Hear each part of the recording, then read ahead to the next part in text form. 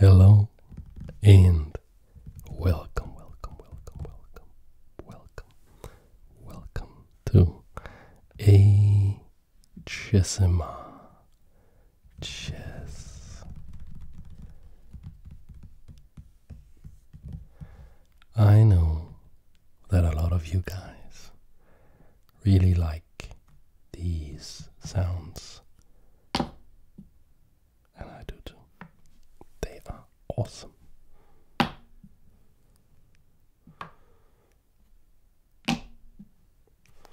That is why I'm doing this in the beginning of the video, because there's not going to be too many of those sounds for the rest of the video. There is a reason for that. And the reason is that we're going to look at a particular game of chess, and despite that game being 44 moves, there is a total of 4 captures, 2 by white and 2 by black in the entire game. And no, it is not a draw.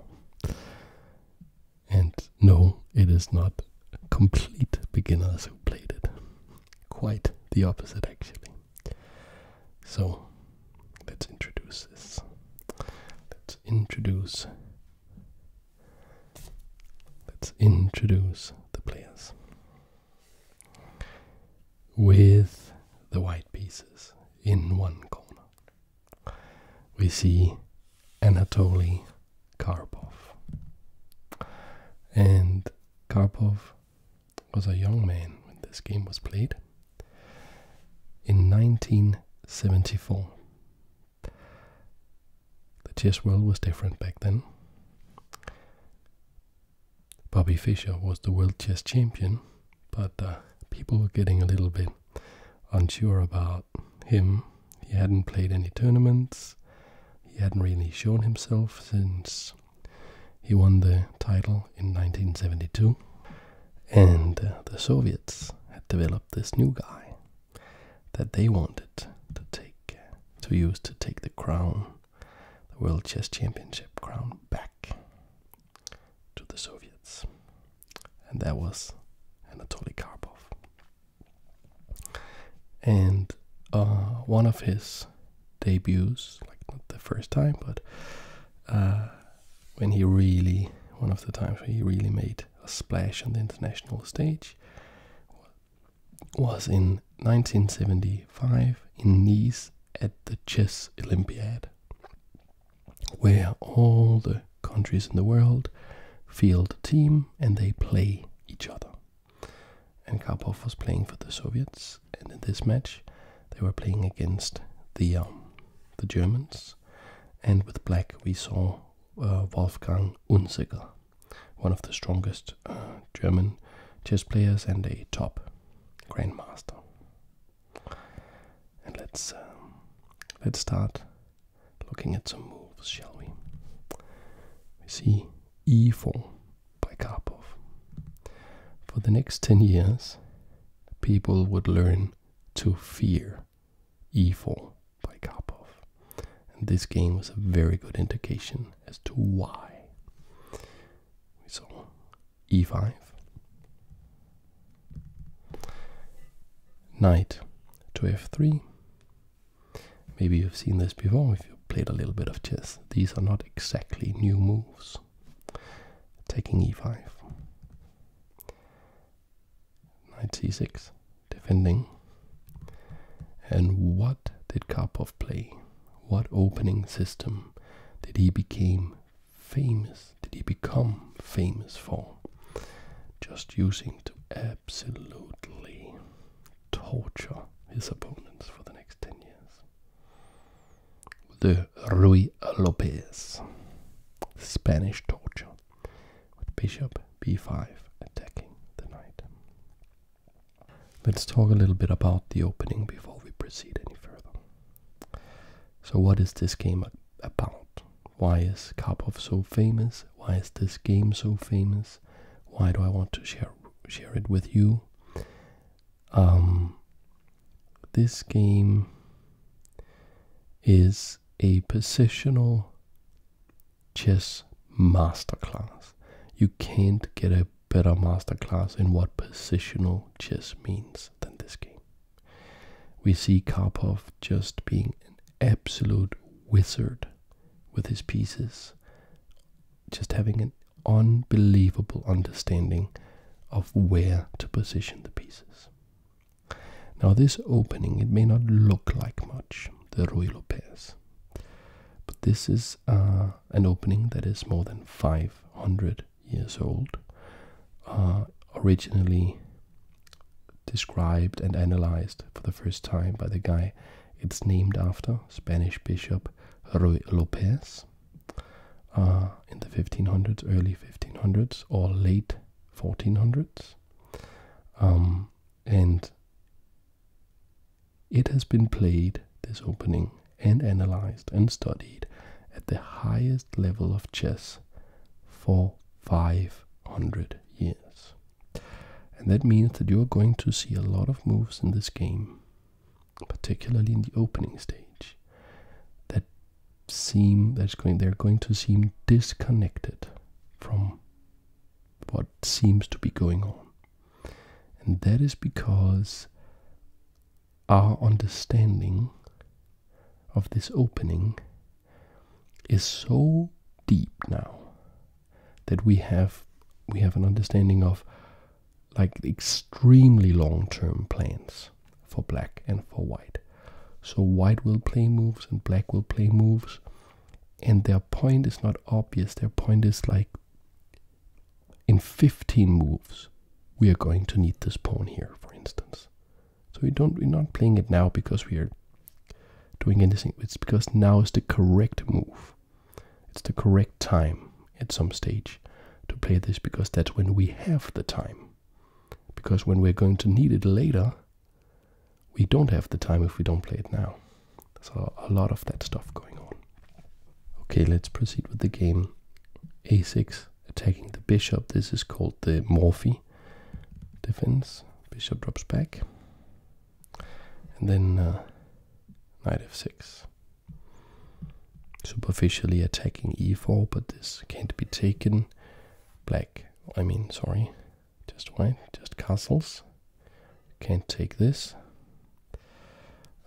because d5 is strong. So instead just bishop e7. And now maybe we actually can take the pawn. So now rook e8. So these small subtleties, can you take the pawn? Can you not take the pawn? Why do you play rook e8 right now?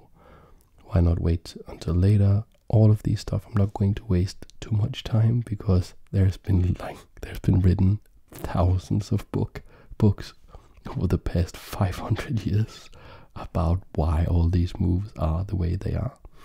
So let's proceed and get to where Karpov shows his original take on how to use this Spanish torture and how to really put the screws on.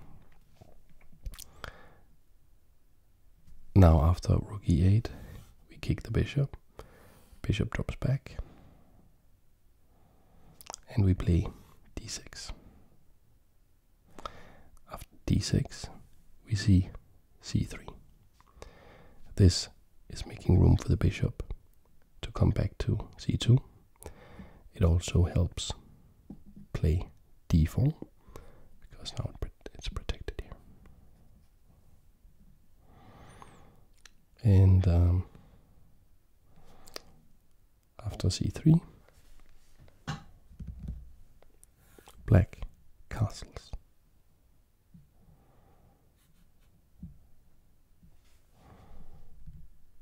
Here we have one of those moves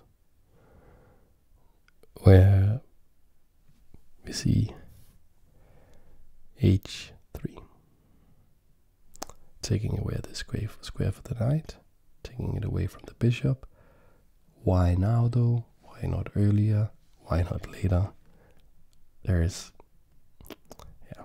There are reasons for that. Let's just leave it at that for now. we see knight a5, attacking the bishop drops back just in time. There had been made room for it. It's nice and snug as a bug in a rock down here. With this knight maneuver here, we also make it possible to play c5, trying to gain some space over on the queen side, trying to clamp down on d4. Experience has shown that white can play d4 anyway, and one of the big variations here with many games in the database is to play queen c7. Being on this diagonal, if you try to take like this, you can capture and still be protected even though the knight is looking, and also having a lot of defense on the c5 pawn with both the pawn, the queen and the bishop.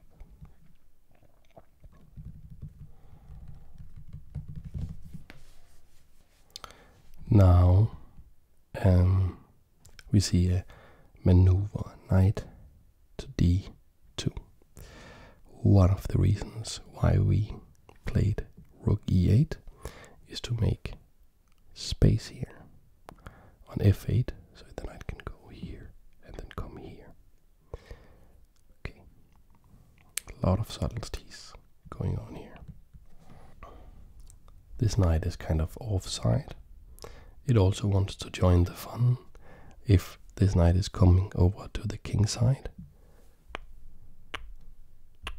attacking the king, it doesn't want to be stranded all the way over here. Goes back to c6, but now behind the pawn. And Karpov says, alright, let me gain a little bit of space advantage. Attack the knight, and you should probably go back to the side and say, okay, I can't really get my knight back right now, but at least you have, and you did gain some space advantage, but you have a static pawn structure. You're not going to be you're not going to be able to break easily. Instead, Unzicker played knight to d8, saying, oh, I want my knight close to my king. And that was the beginning of, just Karpov showing. I mean, I'm not going to say that it's a new way to play chess, because we knew about positional chess before Karpov. But the patience and the understanding of the smallest nuances is just absolutely amazing. It's just a work of, immaculate work of art. Like, it's the details of this is just, you can study it and study it and study it, even with the engine.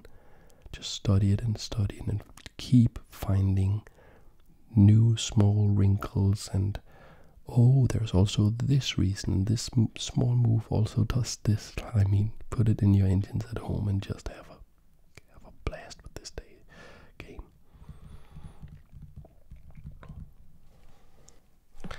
So Karpov said, alright,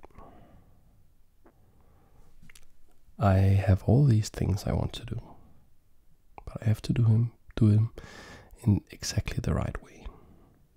So yes, I have a plan with the knight. I want to come here. And yes, there is a future for this bishop as well. And I also want to improve this bishop.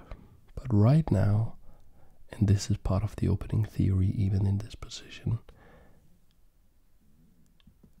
a4 is the correct move. Because we want to have all the pieces. They're all like small gears in sort of a clockwork, and they all have to tick together. They all have to tick together in just the perfect harmony to just have this effect of Karpov being like the tide. Just, you can't fight it. It's It's just coming at you. You can hold it, but you will tire, and there will be a crack, and the water will get in. And you need everything. And right now, it's time to get this rook active on the A file. Rook to B8 is the theoretical move. Takes. Treasure that little sound, because there's going to be some time before you hear it again. Right? So we saw a capture. Now each player has lost a pawn. All the rest of the pieces are still there. So what kind of structure is Karpov going for in his positional masterpiece here? He plays b4. Okay, that is, he's kind of showing his hand. This is the kind of pawn structure he wants to support this wedge in the center. And we don't want to play c4 just yet and allow this entry point for bishops and queens. So what can we do instead? What can Wolfgang do instead? Okay, let's put the knight here. Just make absolutely sure that you can't capture. And Karpov says, of course, I'm not going to capture. I opened up the A file. I said this is the pawn structure I want here to support the pawn structure I have here. And now I'll proceed with another gear somewhere else in the clockwork. And that is the knight going to F1 because it wants to come here. And that was the correct moment for that. But Unzicker said, no, you can't just proceed with that. I'm actually going to challenge you on the A file. So I play bishop to D7. And don't look at the hand, don't look at my hand, then you'll be misguided and think that this bishop is what it's about. So this bishop is just getting out of the way. That's what's happening. That's what that's about, because now these two rooks are connected. So we can play rook A8 and challenge this other rook. Right. And therefore Karpov plays bishop to E3. Now the rook, the queen, and the other rook, they can all see each other here on the back rank, and they are in the fight for the control of this A file. Rook A8 and queen out of the back rank to D2, so that if rook takes rook, we can recapture with the rook, and Karpov will still control the A file. Well, rook to C8 then. There's a devious plan here. Unzicker has a really good idea. Can you see what his threat is? His threat is to capture,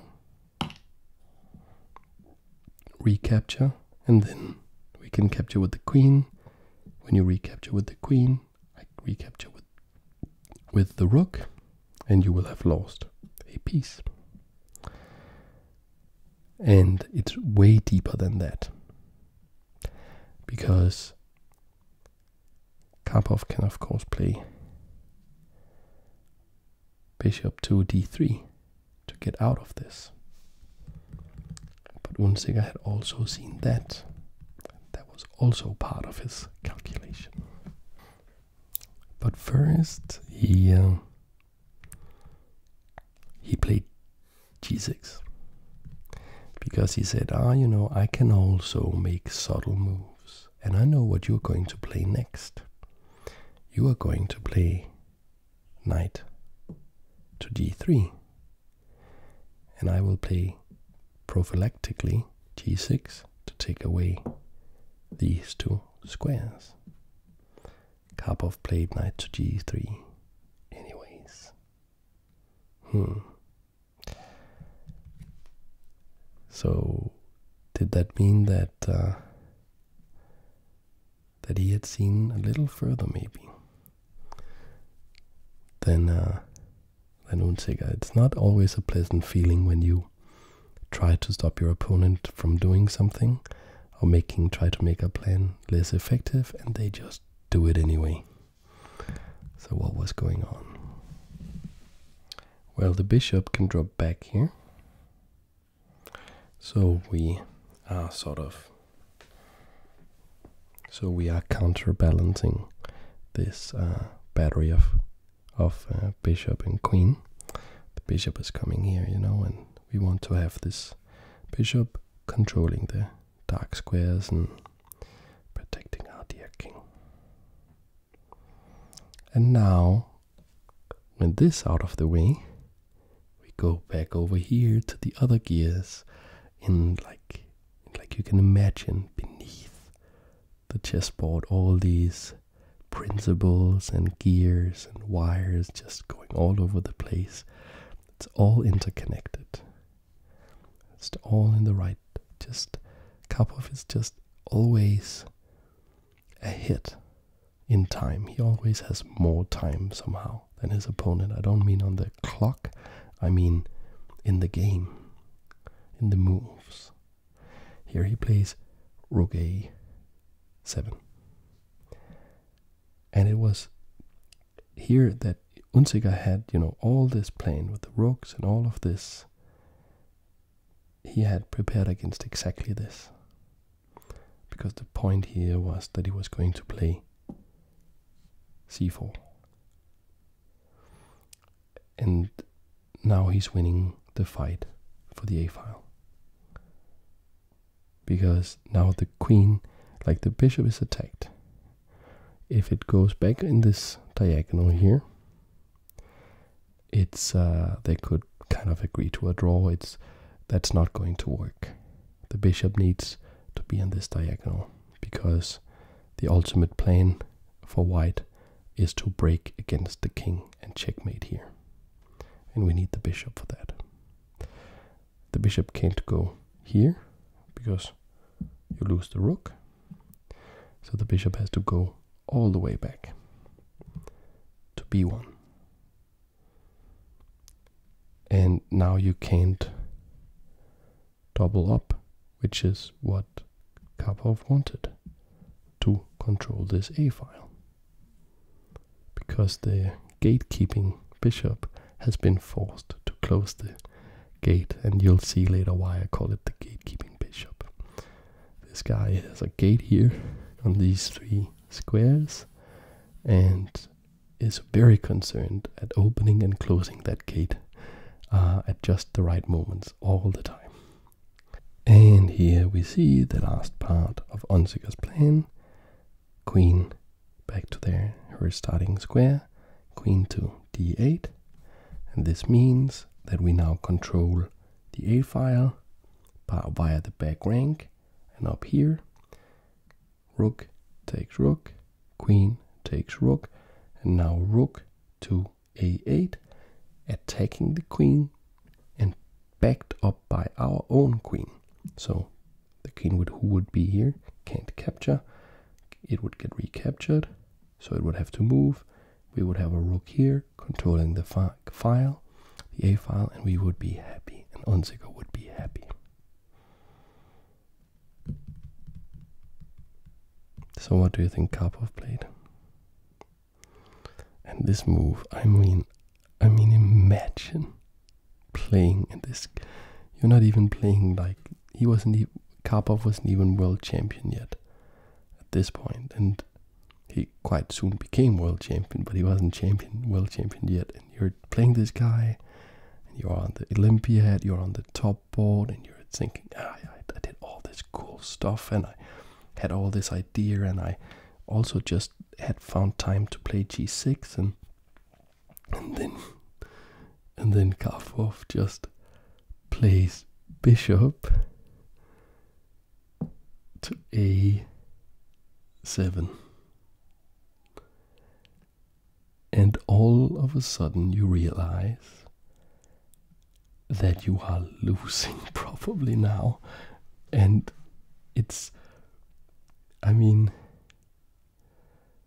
it must be so tough psychologically to see that move on the board. Analysis have shown that you can fight with queen to c7, and that's the best try, and it is way harder than you would think to make that work, but you can try it out. It's a lot of fun. I mean, I really recommend you analyze this game if you have the time, or if you think that kind of stuff is fun, because there's so many treasures and waiting to be found, so many variations, so much cool stuff. Like bishop a7, how cool is that? How cool is that? Now, you are not, this rook is not controlling anything. And now the gatekeeper can have time to move. Up here, we can double up, and we'll just control the a file, no problem. It's just absolutely amazing idea. Black doesn't have a lot of moves. Black has all the pieces. Like, it's just down one pawn, not even down a pawn, but you have lost a single pawn. What can you do? But what would you do? I mean, you can't do this. You can't do this. I capture and ruin your pawn structure. This bishop can't go here. Can't go here, here, here. This knight can't go here. Can't go here. Can't go here. Can't go here. This rook can't capture. You'll lose the exchange. Can't go here. This rook, I mean, it could go maybe here, where it doesn't do anything. It's like you have so many pieces and you have nothing that you can do, really. It's just, yeah. And that was what Karpov was about to show the world. Just how to squeeze water from a stone, and how to just say, I have a little bit more maneuverability than you, and I'm going to use it just to increase my advantage little by little by little by little, until you don't have any more moves at all. It's what we see, like a guy like Carlsen is also doing these days. Kasparov actually said that Carlsen's sort of a deadly combination of Fischer and Kasparov. Fischer and Karpov. Unzicker played knight to e8, and I mean, that's kind of a depressing move to have to make, but yeah, that was what he could come up with. And the gatekeeper, the gatekeeping bishop, went to c2, because now it's supposed to allow the rook to double up. Knight c7, and the rook doubles up. Karpov just slowly tightening the screws, increasing his advantage. Queen to e7 is best,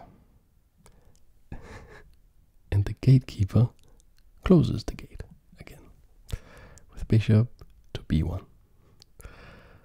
I mean, imagine, like, you're losing to this guy, you're being outplayed and you know it. He's not taking your pieces. He's just shuffling the piece, like the bishop, back and forth a little bit and making a little move here and there, not doing anything. Like, he's playing the exact reverse of Tal, and you're just losing. Yeah, it's absolutely amazing. It's just beautiful to watch. After bishop here, we see bishop e8, and it's these bishops are trying to protect against a coming attack. And the problem really is the strategy that Karpov is using is that, well, yeah, you can have all your pieces, and you can put all your pieces near your king if you want to. So I'm not going to attack you with more pieces than you have to defend. But I played this pawn wedge here, and then I gained control of more squares than you have. So you in reality have only like these 24 squares here, these 3 ranks. So there's not going to be a good way for you to position your pieces. You don't have enough configurations that you can make to defend. Because if you can make one defensive configuration, Karpov has all the time in the world to make the counter that will destroy that. You'll try something else, he will see that coming instead, and he has space to make the superior configuration that he can use to attack with.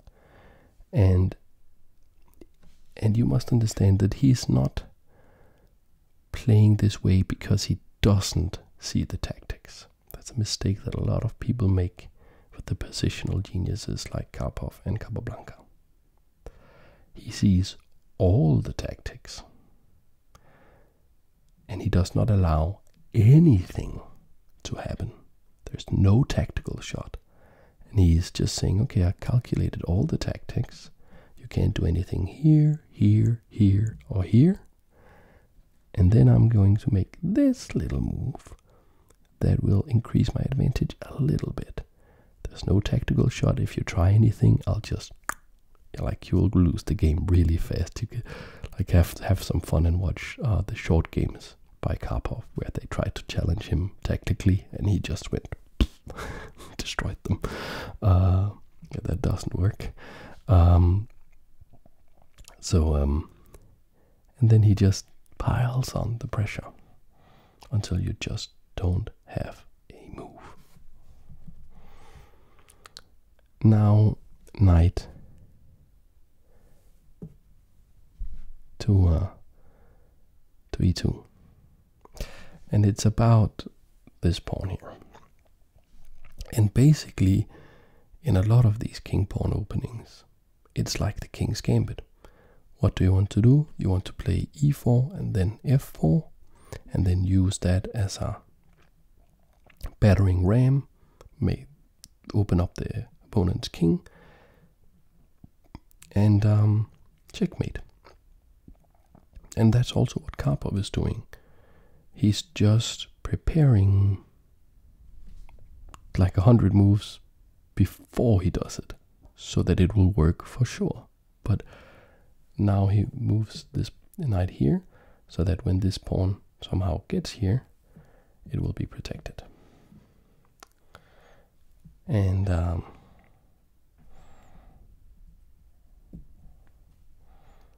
knight to d8. And of course, if we want to play f4, we need to move this knight.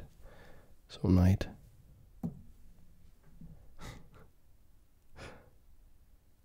to h2. So Karpov is saying quite clearly, I'm going to play f4. Maybe I'm going to capture here. Who knows? Unzicker says, okay, if that's what you are going to do, I'm going to play my bishop here, so I can recapture. I'm keeping everything under control. I understand I'm not attacking in this game, I'm not trying to win. But I have all my pieces, man. You come and show me what you got. And Karpov did. f4, Unzicker. Just very solid, you know, just making like sort of just a wall here you can't get through. Everything's protecting everything.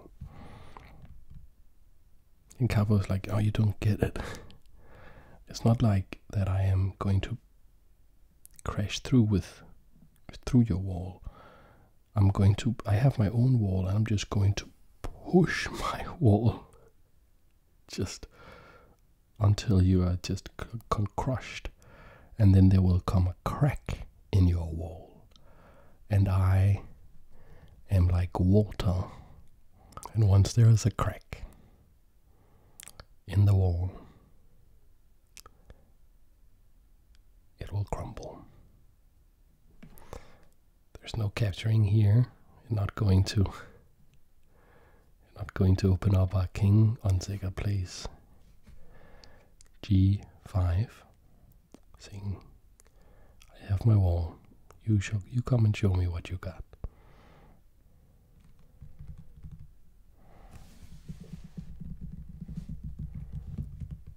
And what's the move? What do you think is the move? Do you notice that there's something about the light squares here?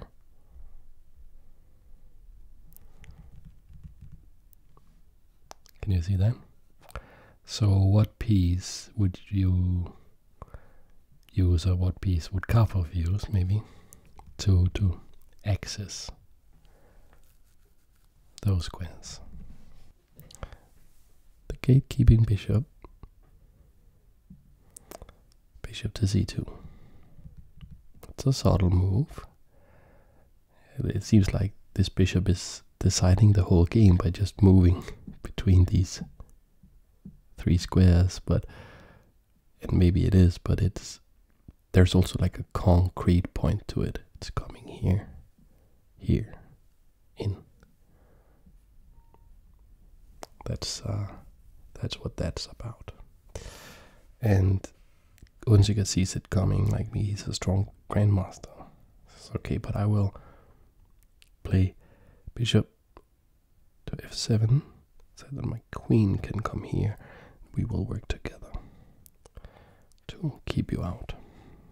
Before playing the bishop on the diagonal, Karpov first plays knight to g3. That is so that there won't be any sort of pins or anything, or any annoying exchanges on d8. We don't want that, so with knight g3 you are not coming to h5 with your bishop. Knight to b7, bishop to d1, looking at coming here.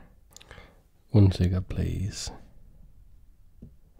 h6, saying, okay, I'll really have the dark squares under control, and I have a plan for keeping the light squares under control. I got this. Maybe that was not what he was thinking. I imagine like being in this position, just playing against this sort of like playing against the force of nature that's just coming at you. But he can't resign. I mean, he has all his pieces, and maybe the guy's just going to shuffle pieces around forever. So you can't even resign. So you just have to sit there, find the best defensive moves you can, and see what Karpov comes up with. After h6, we saw bishop to h5 and queen now to e8, and this actually has a threat to actually just come and capture the bishop. So the queen defends, and if you try to capture this knight will land on this square. It would be very, very strong. So we can't have that. In reality, there's not really any moves we can play. This bishop can't do anything productive. It can make itself worse by going back and giving up the defense of one of these pawns. None of the pawns can move. The bishop can't productively do anything. It can capture here, will be a positional mistake. It can't go here, can't go here, can't go here. Queen has to defend.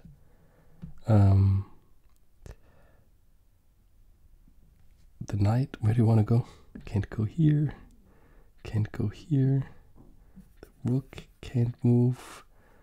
Like this rook could go here, or the knight could go here. That was what Unzicker settled on, and it has like the small bonus that it's also defending the bishop, maybe. So maybe something there.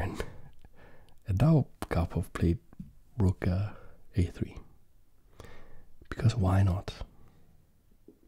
He has everything under control to such a degree that he can go for like the most minute, the most tiny little subtle improvements on his position.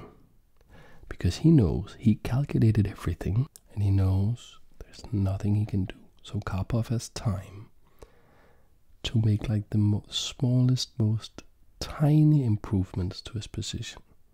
Because why not? Why wouldn't you increase your advantage to the maximum level before you crash through? And there's nothing you can do. Unzicker played king f8, which would be an absolutely depressing move to make. And then Karpov played rook on 1 to a2. Because now these rooks are just a little bit better, just a smidge better. And Unzicker has to sit there and play king g1, because he has nothing he can do. And here we actually have a bit of a tactic, because knight to g4 could be a mistake, maybe. Bishop take, and here you'll get some of these nice ASMR clanky sounds. You know, this is not what happened. Unzicker saw that this didn't work. I just want to show you and get you some of the sounds. And knight takes, because queen takes, and there's no queen takes queen because the knight is blocking. So what? Can you figure it out? What is the justification? Knight takes f6, check, you capture, but now the queen is exposed and you lose the queen. So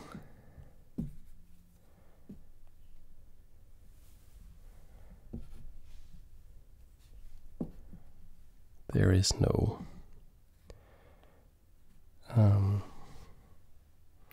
there's no bishop takes bishop.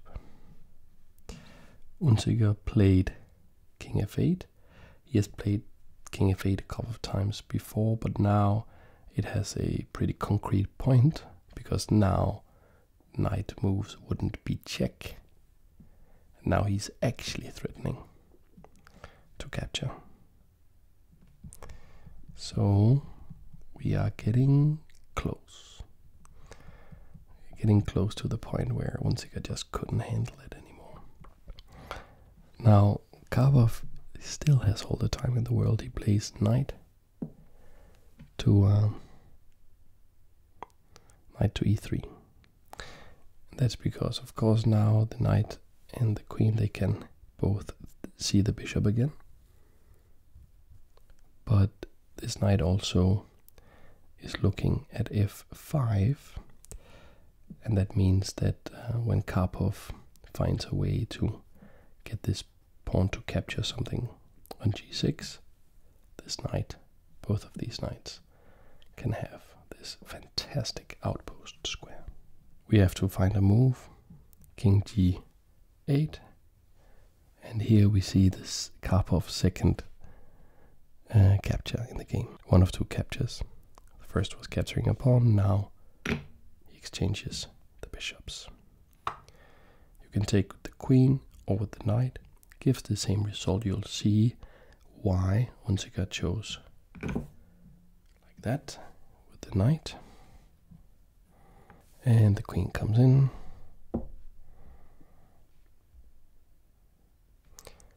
Knight wants to jump back and say, okay, we can exchange queens. You can come here, and it will be very tough for you to break through. And here's just one of these moves. There's so many of these moves in this game. It's just been so tough to face. Karpov is not like, okay, you can capture my queen here. I'm not going to capture your queen here. I'm also not going to say that we can't have a queen trade. I'm going to put my queen on g6 to make it the worst possible queen trade for you. Because if you capture my queen, I will recapture with the pawn. And you can see I have this outpost square for my knight, and I have this outpost square for my knight. Good luck defending that. So Unzicker played king f8, just trying to sit on the position, but knight h5, threatening checkmate. And even though we have all these pieces available, even though we could exchange the queens, so that would get rid of the checkmate. We could play queen to e7, defending. That would get rid of the checkmate. Even though we are, like Stockfish, can't find a checkmating sequence for white here. So we are, and I've been analyzing it, and maybe I should show some lines, or maybe I should make a follow-up video where I show how far away we really are from checkmate here. We are a long, long way away from checkmate. But Unzicker resigned. And Stockfish agrees. Stockfish says that this position is +7. It means that white is up the equivalent of a knight, a bishop, and a pawn. White is up nothing except positional. The positional advantage is so big that it's as being up more than 2 pieces. And why? It's because there's just nothing. There's no moves. There's nothing you can do. It's like Zugzwang. And let me just show you. So one sort of threat would be takes. This is one way he could crash through. Takes. Now, you don't have a lot of moves. This knight can go here. Taken can go here. So let's say you go here. You try that, okay? Now you have a problem here, knight. Now these 2 knights are both threatening your bishop. So if you don't do anything about it, they will just capture your bishop for free. You can't move the bishop because check. Now you have to capture here, and then they still take. Karpov will still take your bishop. Maybe you try to go back like this to defend. Okay, so all of this is locked. You know, that you can't move now. It's not even that you can't make anything productive. It's if any of these pieces move, this one or this one, you just lose outright. So now we open up for the floodgates over here. The tide is coming in, bishop b6. What do you want to do? Like, do you want to move the rook here? It's not going to do anything. I'm just going to capture, recapture, and capture. Do you want to try? Do you want to try that? Recapture. You can't challenge. Like, you tried challenging me on the A file. It's not going to work. Still can't challenge me on the A file. Okay, so now I'm coming in. coming here, threatening this knight. Where is it going to go? And I'll just give a sample variation here because it's getting ridiculous. Like, we are still not mating, and we are still crushing, and there's still a long way away from checkmate. So I'll just show you like how it could go, like how it could reach mate. And so after this, like rook b8, rook a7. So you can, in principle, play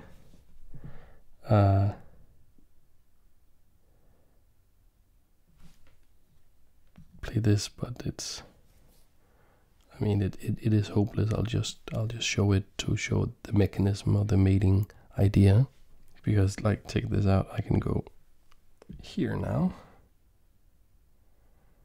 and if you try to capture it,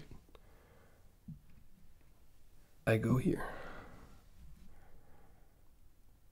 and I'm threatening to capture here. If you go back, I'm still going to capture, and like everything will fall apart. Yeah, so it's just an absolutely incredible game by Karpov, and he went on to become one of the biggest chess legends. He was winning tournament after tournament, setting records in how many super tournaments in a row you could win, like shattering everything that people had done previously. And then after 10 years of complete dominance, there came a man, a very young man, Garry Kasparov. And they had a fight, those two. And Kasparov ended up winning overall. And that means that if you look at it, you know, if you just look up the results, it looks like Kasparov was, you know, he was just better, and then that's the end of the story. In reality, it was a super close, extremely epic rivalry, one of the greatest rivalries in sports history, and I can't wait till I can feature a game between Karpov and Kasparov. This was the game, Karpov Unzicker, 1974. I hope you had some fun watching it. I sure had some fun analyzing it. Thanks for watching, and I'll see you in the next video.